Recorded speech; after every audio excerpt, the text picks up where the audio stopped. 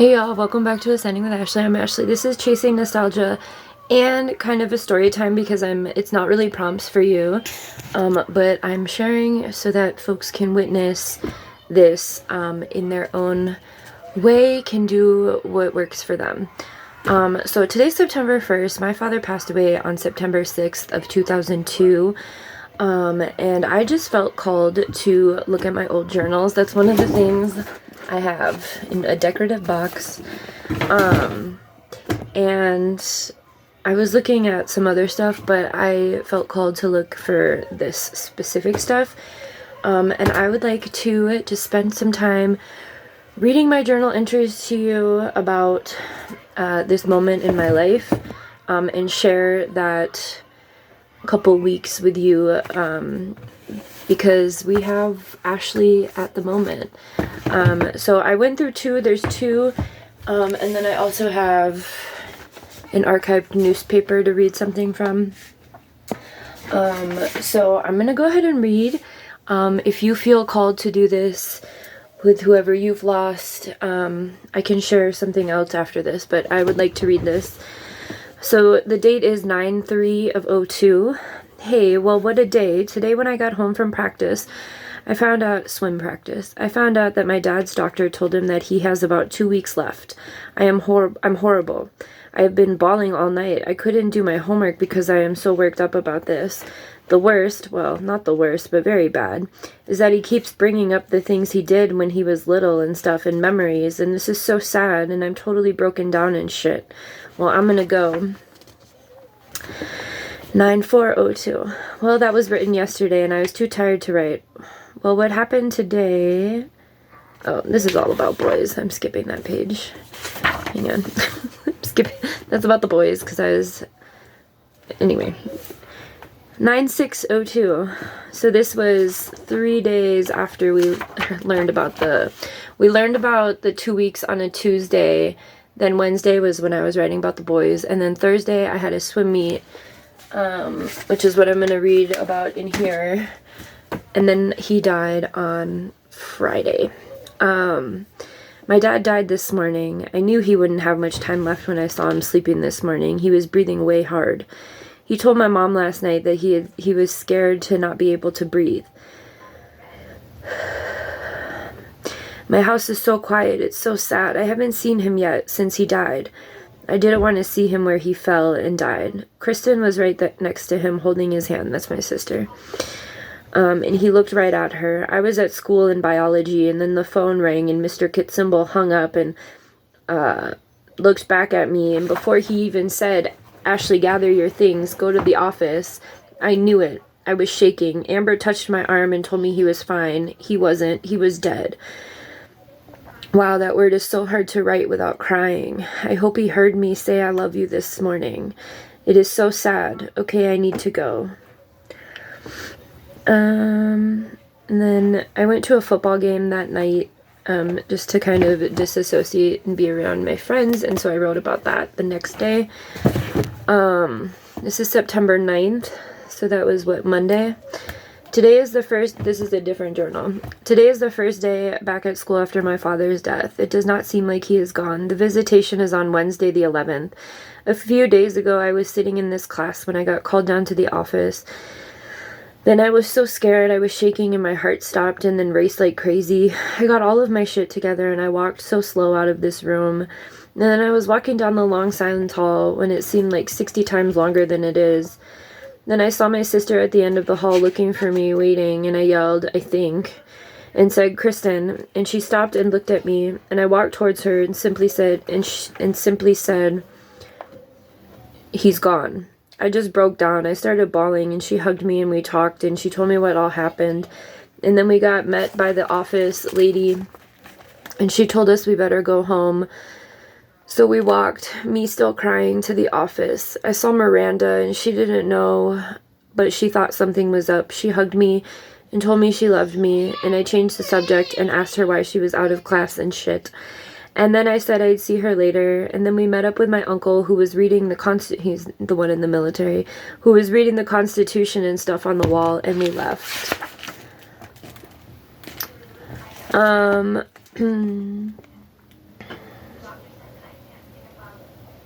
9:25. So that is what, about 19 days after.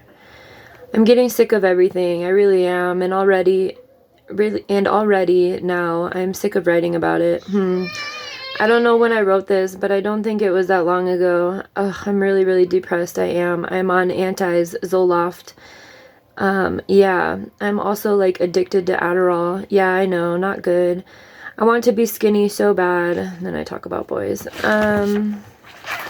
I had a really, really, really bad eating disorder. And it is so apparent reading this.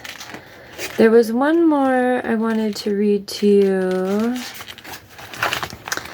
Hang on. I think it was this one. Yeah. I don't have a date on this, but after my dad died, I went into a pretty bad depression, and that's when my family like started locking me up, medicating me and stuff instead of like talking. So this must have been between some of that, but 9:25 I was already on antidepressants, so they must have put me on antis immediately after he died, instead of like letting me grieve. I've never really been that close with anyone in my family. I practically grew up at a friend's house. I know I've shared that a lot with her family. Some of the time I usually isolate myself, and I don't really know why. Just was that way. Now, after all of this shit, I feel way more alone than ever. Kristen and Mom are like best friends, and both don't really like me. They both deal with things the same way, and I'm always the outcast and feel very much the way I feel. That way. He's on his tablet and he's just mad at his game, if anyone's wondering if you can hear him. I feel like all I have is Poopy. That was the dog, Hickory. And Hickory actually died pretty shortly after my dad died too. He went through a really massive depression and we had to put him down. Mom seems that she only cares when something I do is wrong. Funny, huh? And then I want to just go back and tell you what that thing about my mom. As you know, I just went no contact with my mother, 22 years later, finally. This was 3/10 of 03. I'm just always talking about boys. So this was right after my father died. This was like July of 2002 to March of 2003, and then I stopped writing. The reason I stopped writing was because my mother read my journal and I got in trouble for being honest in writing. And then what she did was she bought me a new journal with this little prelude about... Oh, this was 10/22. Wow, so she read that right after he passed away. What a bitch. As you can imagine, I have been doing a lot of thinking and crying today. So it was the 90s. Everyone grew up and we did drugs and we drank in high school and we hung out with boys who were older than us. It was the 90s. I realized that you had more trust in me than I did in you, or that you would not have continued to write in that journal. So she totally breached my trust. But what I want to show you is, after this big letter that she wrote me in the beginning, I wrote in here maybe a few times, and then I never wrote again. Not like that. And that's when I started hiding stuff. And I was like a big journal writer. This one was 2001. And yeah. So that's what happened there, and that was so long ago. Like, my mother has always been so toxic. I want to show you, while we're talking about grieving, well, let me share this quick and then I'll share this other book I made. So this is the Ashwaubenon Press from September 13th of 2002. And I had a swim team. I had a swim meet Thursday, the night before my dad passed away, and I did really, really good at that. So here it is. Girls swim team dedicates their efforts to a very special man. The swim meet that the Ashwaubenon girls swim team participated in on September 5th was a very special one for the swimmers. They dedicated their efforts and swum in the honor of Steve Hall, father of one of the swimmers. Steve has supported Ashwaubenon High School athletics, especially girls swimming, through the 4 years of his daughter's Kristen's participation, and now through Ashley's participation, said the Jaguar coach Tracy Arndt.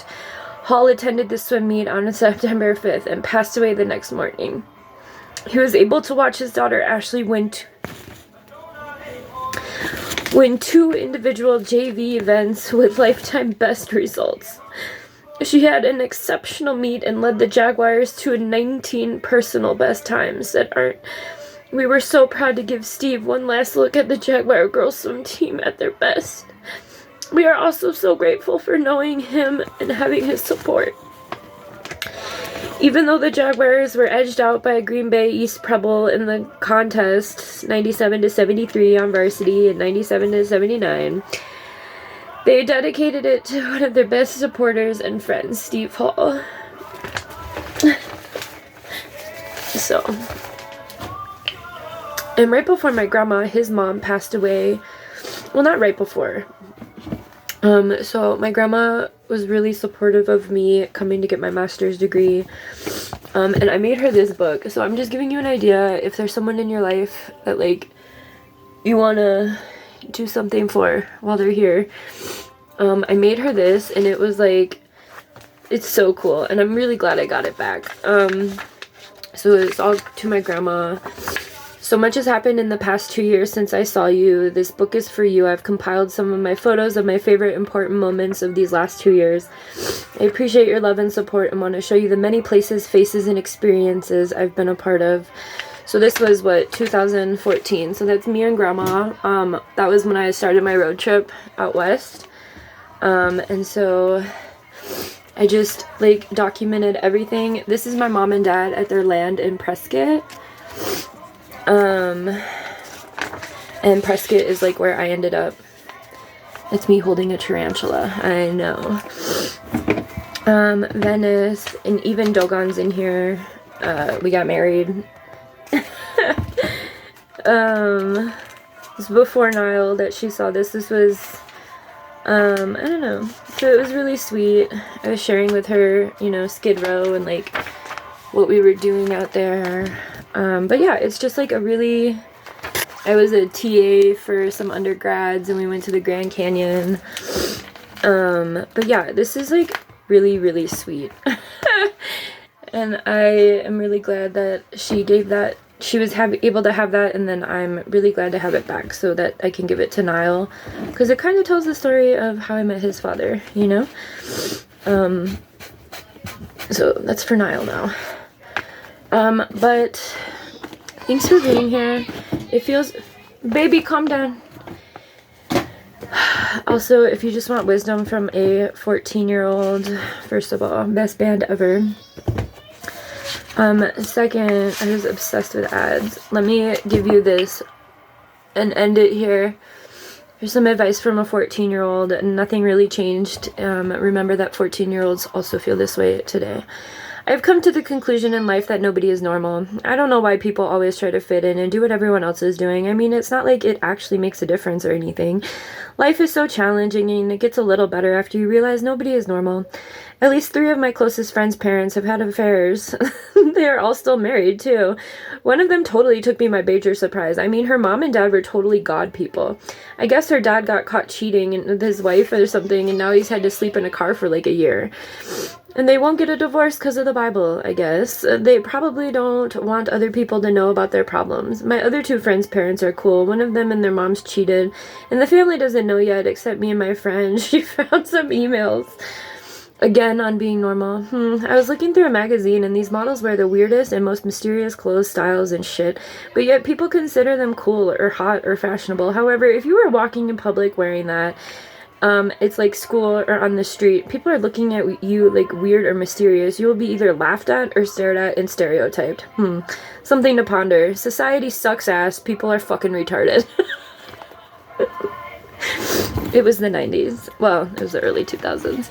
Okay, so, yeah. That was me when I was little-ish. This is from college. These are, you know, those stolen signs. It spells Smash. That was my nickname. I was a big alcoholic. I'm gonna let you go. I gotta go talk to the tiny. But thank you for being here. Grieving is not linear. It never has been. It never will be for anybody. 22 years, I feel like that's the most I've ever cried about this. That's why my family like kept locking me up and medicating me and stuff, is because I never felt safe or comfortable enough to express my feelings in my family. And so when he died, I just was stoic, and I did it intentionally. And I was the strong one for everyone else, even though I was the youngest. But I was very intentional about being stoic. And yeah, so whatever you need to do to heal, do it. And remember that they're always with you. Like, me and my dad are super tight, even though he's like passed on. If you believe in signs or whatever it is that you believe on the other realm of things, God, universe, whatever, just know that folks who have been in your life are always sending you signs, you know. And it's not like a creepy like surveillance thing, it's like a energetic thing, you know.